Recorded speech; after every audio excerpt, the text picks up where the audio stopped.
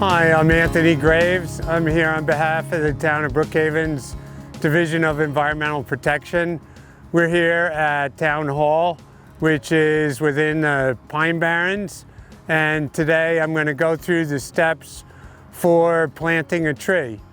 So there's basically 7 steps. The first is finding the site. You want to see what the needs of the tree are and how much space it needs.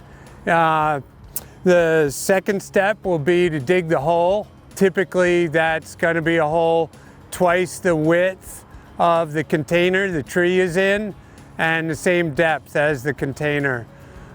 Step 3 is going to be adding a little bit of potting soil to the hole.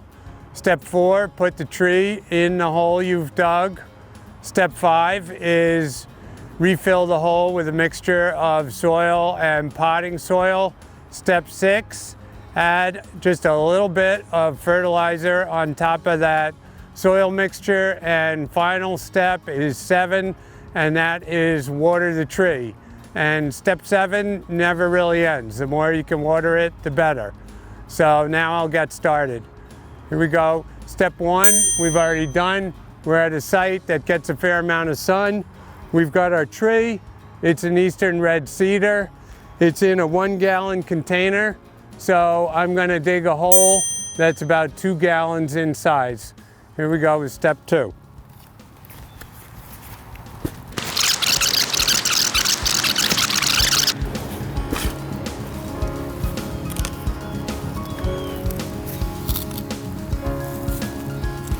I like to try to keep all the dirt in one place, one pile. So I've got a hole that's about twice the diameter of the pot that the tree is in. I've got it by my eye about the depth of the tree. I'm going to put a little bit of topsoil compost mixture in the bottom of the hole.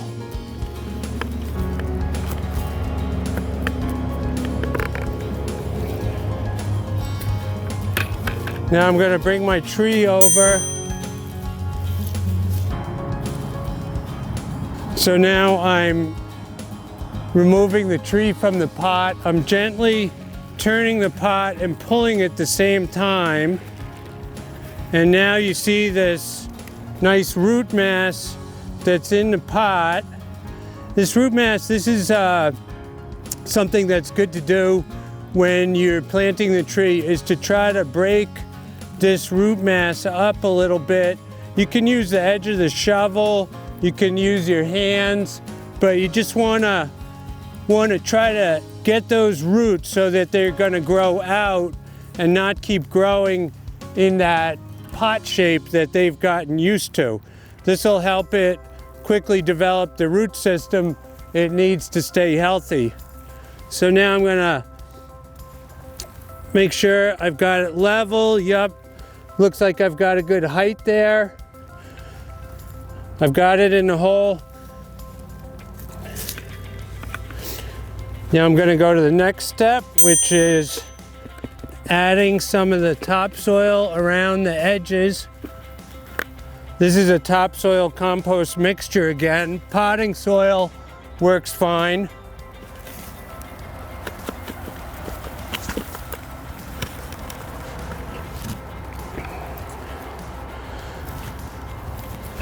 That's done.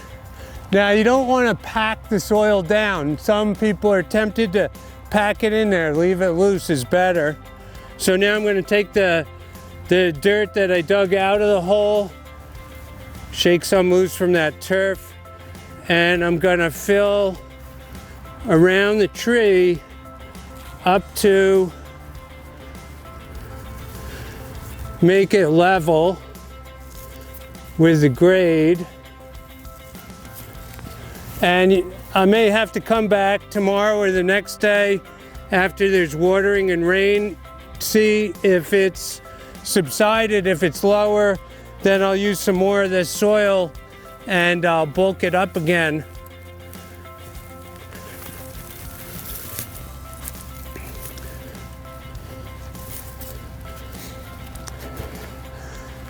And now Step 6 is to add just a little bit of this slow release fertilizer. You don't want to add too much. It's not good for the tree, and it's not good for the environment to add too much. So we give it just a little bit to give it a little head start. And finally, we go to step 7, which is adding water. There is a sprinkler system here, but it's not functional yet. I just brought a little bit of water to add.